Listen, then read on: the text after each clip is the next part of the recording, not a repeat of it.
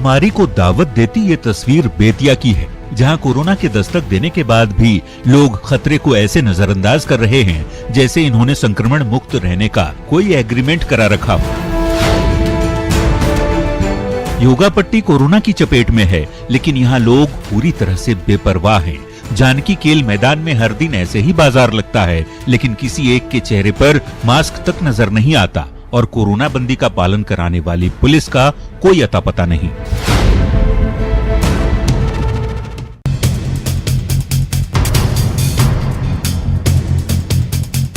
Corona बंदी के बीच हैरान और परेशान करने वाली ये तस्वीर दिल्ली के गाजीपुर मंडी की है, जहां लोगों का ये हुजूम दिखा रहा है कि लोग यहां कोरोना को लेकर कितना बेपरवाह हैं और सोशल डिस्टेंसिंग की किस तरह धज्जियां उड़ाई जा रही हैं। कोरोना बंदी में जहां सड़कें सूनी हैं, ऐसे में कोरोना की चपेट में आए दिल्ली की सड़कों पर ये तस्वीर बेहद डराने वाली है। लोग धक्का मुक्की करते हुए ऐसे भाग रहे हैं जैसे किसी रैली में जा रहे हों। हालांकि पुलिस मौके पर मौजूद जरूर है, लेकिन बेकाबू भीड़ के आगे बेबस।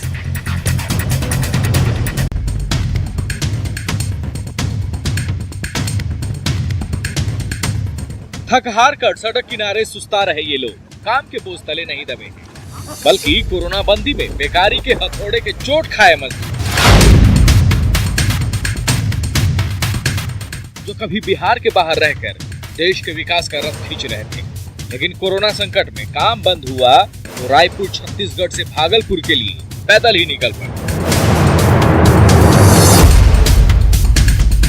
और कई दिनों की लंबी यात्रा के बाद बाढ़ पहुंची। पेट में भूख की आग लगी थी और खाने के लिए न अन्न का एक दाना बचा था और न जेब में एक टूटी कौड़ी। रायपुर से आ रहे हैं। रायपुर कहाँ है? छत्तीसगढ़ रायपुर। कब चले थे वहाँ से? 20 तारीख। 20 तारीख को। कैसे आए? पैदल आए। पैदल? कहाँ जाना है? भागलपुर।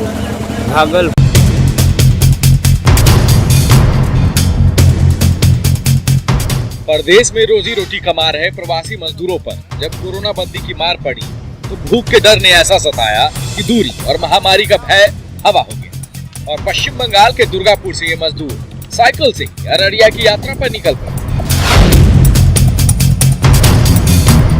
लेकिन बांका में पुलिस ने इन्हें रोक लिया और सभी की जांच के बाद क्वारंटीन कर दिया। ये सभी दुर्गापुर में अलग अलग फैक्ट्रियों में काम करते थे।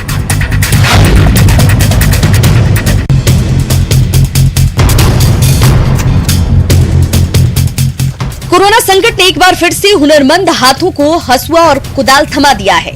बिहार से बाहर दूसरे प्रदेशों में जो कामगार विकास की स्टीयरिंग संभालते थे, कोरोना बंदी के बीच घर लौट रहे हैं। गोपालगंज में भी बड़ी संख्या में लौटे प्रवासी मजदूरों ने सरकार और प्रशासन से काम की मांग की है, तो जिला प्रशासन ने मनरेगा के जरिए जल जीवन हरियाली और सीएम 7 निश्चय योजना के तहत रोजगार का दरवाजा खोल दिया है, जिसके बाद जिले में 3000 से अधिक जगहों पर काम चल रहे हैं और हर दिन हजारों लोगों की रोजी रोटी चल रही है। लॉकडाउन लागल तो हम चलिए नहीं अपने घरे, हमारा खैला भी ना मरत रहनी, हम करवा से देवा में काम मिलल तो हम काम करे लगनी। लगभग 17,225 लोगों को लेबर्स को हम काम दिए गए। इसमें पूरे जिले में 3,385 जब में काम। कोरोना से जंग में जागरूकता अभियान और अपील का भी जहां लोगों पर असर नहीं हो रहा है, वहां अब पुलिस ने डंडे उठा लिए हैं। मास्क पहन के पहले समस्तीपुर के रोसड़ा में पुलिस के जवानों ने जब गांव में धावा बोला तो कुछ ऐसी ही तस्वीर सामने आई।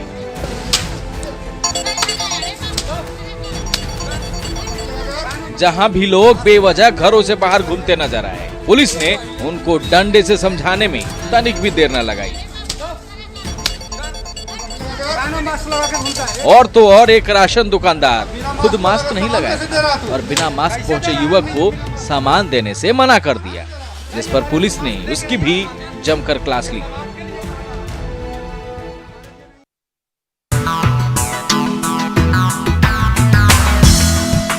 चूल्हे की की जलती आग और बर्तन में उबलता पानी, ये तैयारी किसी भंडारे की नहीं बल्कि कोरोना से बचने के लिए कवच बनाने की है। पलामू के विश्रामपुर में लोग प्राचीन पद्धति से सैनिटाइजर बना रहे हैं, जिसमें नीम, कपूर, फिटकिरी, एलोवेरा और डिटॉल का प्रयोग किया जा रहा है। इन सभी चीजों को मिलाकर तैयार होने वाली सैनिटाइजर को उन ग्रामीणों के बीच बांटा जाएगा जो महंगे सैनिटाइजर नहीं खरीद सकते। आयुर्वेदिक सैनिटाइजर बना रहे लोगों का ये दावा है कि ये नुस्खा संक्रमण से बचाने में काफी सक्षम हो सकता है। हम लोग करीब 100 लीटर सैनिटाइजर तैयार कर चुके हैं। इसको कल से हम लोग घर घर वितरण करवाएंगे, जिससे इस महामारी का बचाव हो सके। और सभी लोगों से निवेदन है कि सोशल डिस्टेंस का पालन करें।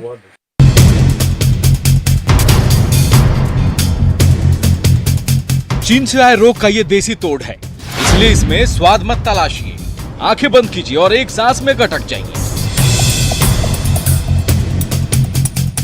आयुष मंत्रालय ने भी ये कहा है कि रोग प्रतिरोधक क्षमता बढ़ाने में काढ़ा बेहद मददगार साबित होता है, जिस पर अमल करते हुए उदयपुर का आयुर्वेद विभाग मोर्चे पर तैनात कोरोना योद्धाओं के लिए काढ़ा बना रहा है। जो काढ़े में जो मटेरियल है वो हर्बल मेडिसिन है, लगभग 23 मेडिसिन है। उस मेडिसिन को सुबह अर्ली मॉर्निंग यहाँ लगभग 3-4 घंटे उबालते हैं। फिर यही क्रम शाम को दोबारा वापस रिपीट होता है 7 से 8 बजे तक। तो हमारी टीम फिर 4 बजे लग जाती है यहाँ। 4 से लगा के ये काढ़ा बनता है, 6 बजे काढ़ा तैयार हो जाता है। 6 से लगा के 8:30-9 बजे तक ये जितने सेंटर है वहाँ जाके हम काढ़ा पिलाते हैं। हर सुनहरी अंबर नीला, हर मौसम रंगीला, ऐसा देश है मेरा, ऐसा देश है मेरा। तो क्या कोरोना से जंग में इतनी कड़ी ड्यूटी के बावजूद पटना पुलिस के जवानों को मस्ती सूझ रही है, या इनके पास कोई काम नहीं है जो भी सड़क पर सरेआम ड्यूटी पर होते हुए भी गाना गा रहे हैं। मेरा हो ऐसा देश है मेरा, ऐसा देश है मेरा। दरअसल ऐसा कुछ भी नहीं है। पटना पुलिस के जवान आज भी कोरोना के खिलाफ मोर्चे पर सबसे आगे खड़े हैं। हारन जब गगरी भरने आए, मधुर मधुर तानों में कहीं बंसी कोई बजाए तो, और पूरी मुस्तैदी से अपनी ड्यूटी भी निभा रहे हैं। इनकम टैक्स चौराहे पर ये जवान गाना गाकर अपने साथियों में नया जोश भर रहा है और यहाँ से गुजरने वाले लोगों को घरों में रहने का संदेश।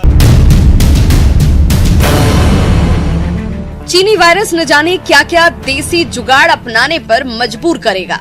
अब गया के इस हड्डी अस्पताल को देखिए। बिल्डिंग में निर्माण कार्य के बीच डॉक्टर साहब मरीजों को देख रहे हैं, लेकिन बिल्कुल अनोखे अंदाज में। डॉक्टर और मरीज के बीच यहाँ 1 मीटर नहीं, 1 तल्ले की दूरी है। मरीज को सीढ़ी से ऊपर जाना मना है और रिपोर्ट तो डॉक्टर साहब ऊपर से ही गिरा देते हैं। यहाँ डॉक्टर और स्टाफ को सबसे ज्यादा डर इसलिए है क्योंकि इन लोगों ने अच्छी गुणवत्ता का पीपीई किट नहीं मिलने से रेनकोट पहन रखे हैं। इन्वेस्टिगेशन करने के लिए पेशेंट को ये रेनकोट पहना करके देखते हैं, सेफ्टी प्रोफाइल डाल करके, और एक्सरे वगैरह करना होता है तो करवाते हैं। और इन्वेस्टिगेशन भी बहुत कम ही करवाते हैं जितना जरूरत हो। रेनकोट क्यों इस्तेमाल किया जा रहा है? रेनकोट बचाव के लिए है, इस पूरा शरीर को ढक जाता है। डॉक्टर साहब भी मतलब कुछ होममेड बनाए गए हैं अपना? हाँ, अपना होममेड।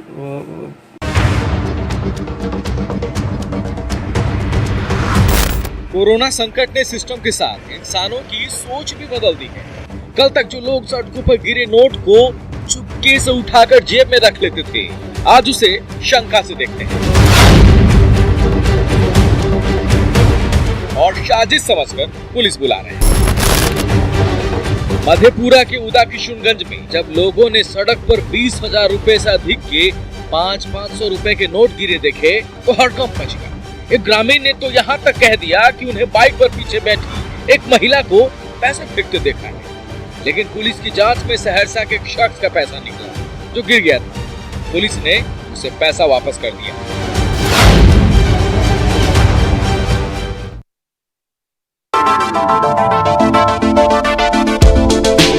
दूरी कम से कम 2 मीटर होनी चाहिए। ये सबसे बड़ा बचाव है, ये सबसे बड़ी सावधानी है, सबसे बड़ी सतर्कता है। समस्तीपुर में प्रधानमंत्री जब अचानक हाथी पर सवार होकर शहर की सैर पर निकल पड़े तो सब हैरान रह गए कि कोरोना से जंग में देशवासियों से घरों में रहने की अपील कर मोदी जी खुद हाथी पर घूम रहे हैं। दरअसल हाथी पर बैठे ये शख्स पीएम मोदी नहीं बल्कि कोरोना से जंग में अपना योगदान देने निकले भूपेंद्र प्रसाद सिंह हैं, जो पीएम मोदी के गेटअप में हाथी पर बैठकर लोगों को महामारी से बचाने के लिए जागरूक कर रहे हैं। अफवाह से बचना है। हर स्थिति में हमें सोशल डिस्टेंसिंग मेंटेन करना है। ऑलवेज मेंटेन सोशल डिस्टेंसिंग, सामाजिक दूरी बना के रखना है। अब लोगों ने इनकी बातों पर कितना अमल किया ये तो पता नहीं, लेकिन जागरूक करने का इनका ये अंदाज दिल को भा गया। भीड़ का ही हिस्सा न बने और दिन में एक बार नहीं, दो बार नहीं, बार बार, अनेकों बार साबुन से, पानी से अपने। कहते हैं ना, ताड़ से गिरे खजूर पर अटके। धनबाद के इस नव दंपति के साथ भी कुछ ऐसा ही हुआ। एक तो यूपी के अलीगढ़ में 35 दिनों तक बारातियों के साथ फंसा रहा और जब अलीगढ़ डीएम से अनुमति लेकर जैसे जैसे धनबाद लौटा तो पुलिस ने यहाँ दूल्हा दुल्हन समेत सभी बाराती क्वारंटीन कर दिया। दरअसल 22 मार्च को तोपचाची के इस युवक की अलीगढ़ में शादी हुई और बारात लौटती इससे पहले ही कोरोना बंदी लागू हो गया। अब तो दूल्हा तो यही सोच रहा है कि क्वारंटीन से तो अच्छा ससुराल में ही था।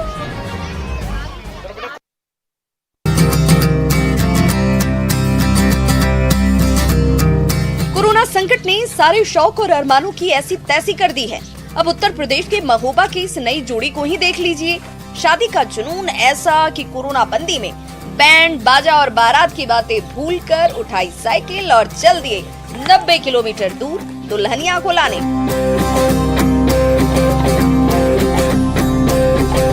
ससुराल पहुंचे और साइकिल पर ही ले आए दुल्हनिया को अपने घर।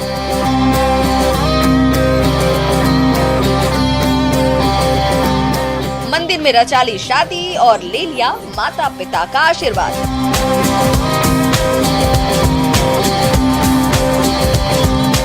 शायद ये अपने तरह की अनोखी शादी ही है कि दुल्हन ससुराल पहले पहुंची और शादी बाद में हुई।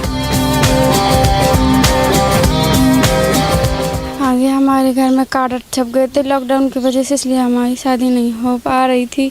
तो फिर क्या नाम ये कह रहे थे कि हमें शादी करनी, इसलिए हम वहाँ से मतलब साइकिल से चल के आ गए थे। तो फिर यहाँ आके हमने हमारा डलवा लिया था, यहाँ पे हमारी शादी हो गई। परमिशन लेना चाहते थे थाने में, वो परमिशन नहीं मिला, जिसके कारण हमने साइकिल से गए और वहाँ शादी कर लिया।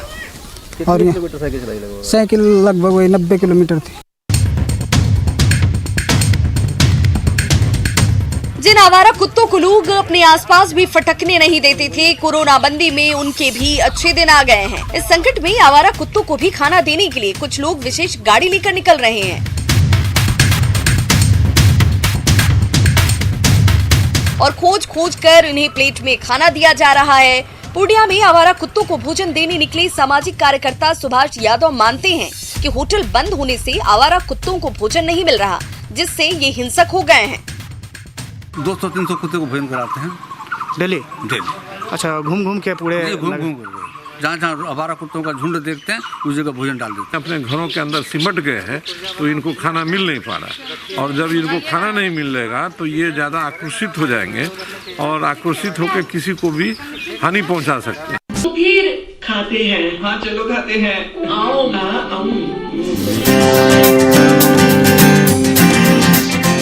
कल तक जो बच्चे मोबाइल और टीवी से चिपके गेम और कार्टून में घुसे रहते थे, आज वे उसी मोबाइल को सामने रख हेडफोन लगाकर गंभीर और कठिन सवालों के जवाब ढूंढ रहे हैं।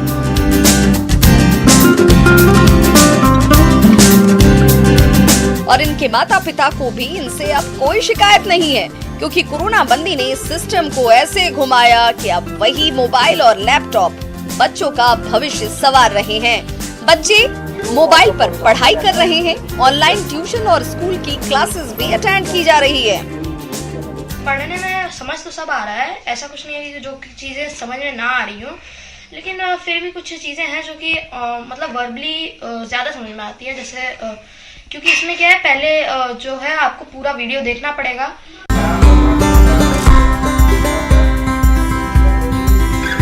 कोरोना बंदी ने विज्ञान को हर दिन नया करिश्मा दिखाने का एक शानदार मौका दिया है। इस कड़ी में केरल के वायनाड में बैठे बैठे एक डॉक्टर ने मलेशिया में कुत्ते का ऑपरेशन कर उसे नई जिंदगी दे दी। टेलीमेडिसिन तकनीक की मदद से इस डॉक्टर ने मलेशिया में एक कुत्ते को ऑपरेशन थिएटर में बुलवाया और फिर वहां बैठे डॉक्टरों की मदद से उसका सफल ऑपरेशन कर दिया।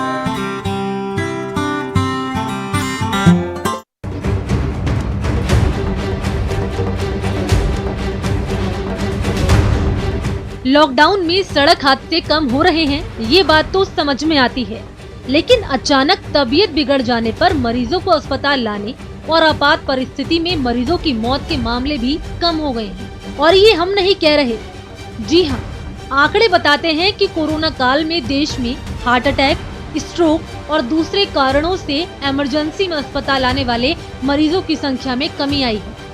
डॉक्टरों के मुताबिक इसकी वजह लॉकडाउन में भागदौड़ और जिम्मेदारियों से मुक्ति के कारण तनाव घटना है। प्रदूषण में कमी भी एक वजह गिनाई जा रही है। तो मान गए ना, लॉकडाउन में सिर्फ नेगेटिव खबरें ही नहीं हैं।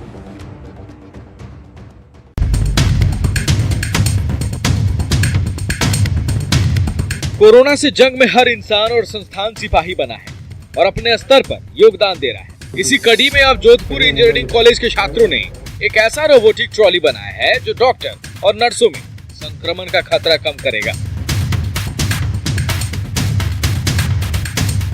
एक बटन दबाने पर यह ट्रॉली मरीज के बेड तक दवा, पानी और भोजन लेकर जाएगा। कॉलेज ने डेमो दिखाने के बाद इसे जिला प्रशासन को सौंप दिया है। वार्ड में ज़्यादा चक्कर लगाने की जरूरत नहीं पड़ेगी और इस मशीन से ही पेशेंट्स की जो सुविधा है, दवाई है, खाना है या दूसरी।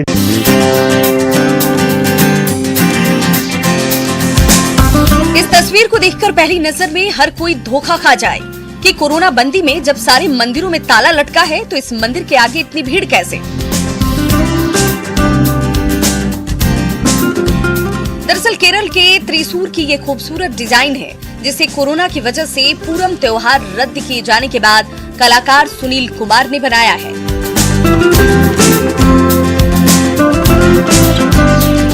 इस 3D आर्ट में मंदिर से लेकर श्रद्धालुओं की भीड़ और पुलिस की व्यवस्था को बिल्कुल वैसे ही दिखाया गया जैसे आमतौर पर इस त्योहार के दौरान यहाँ होती है।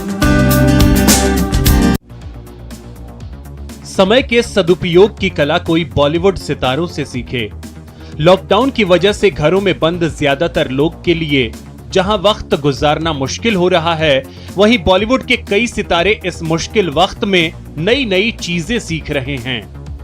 बॉलीवुड अभिनेता ऋतिक रोशन पियानो बजाना सीख रहे हैं। ऋतिक ने सोशल मीडिया पर एक वीडियो शेयर किया है जिसमें वो पियानो बजाते हुए नजर आ रहे हैं। मलाइका अरोड़ा का एक वीडियो सामने आया है जिसमें वो घर में लड्डू बनाती नजर आ रही हैं। जबकि कार्तिक ने भी कुछ नया ट्राई किया है, लेकिन जो चाह रहे थे वो बन न पाया। कार्तिक आर्यन ने अपनी बहन कृतिका तिवारी के जन्मदिन पर केक बनाया, लेकिन ये केक बड़े बिस्किट की तरह लग रहा था। कार्तिक आर्यन ने बहन कृतिका और केक के साथ तस्वीर अपने इंस्टाग्राम पर शेयर की है।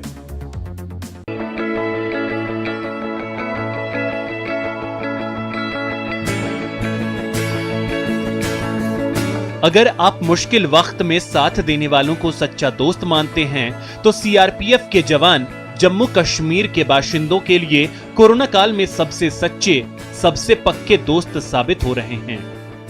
जी हां, लॉकडाउन में जिंदगी की बुनियादी जरूरतों के लिए जूझ रहे लोगों के लिए सीआरपीएफ के जवान संकट मोचक साबित हो रहे हैं। अपनी सेवा भावना से उनका दिल जीत रहे हैं। सीआरपीएफ के हेल्पलाइन नंबर पे कॉल किया था तो उन्होंने वहाँ से बोला कि व्हाट्सएप नंबर है, व्हाट्सएप नंबर पे आप भेजिए अपना राशन कार्ड और आधार कार्ड का फोटोस्टेट।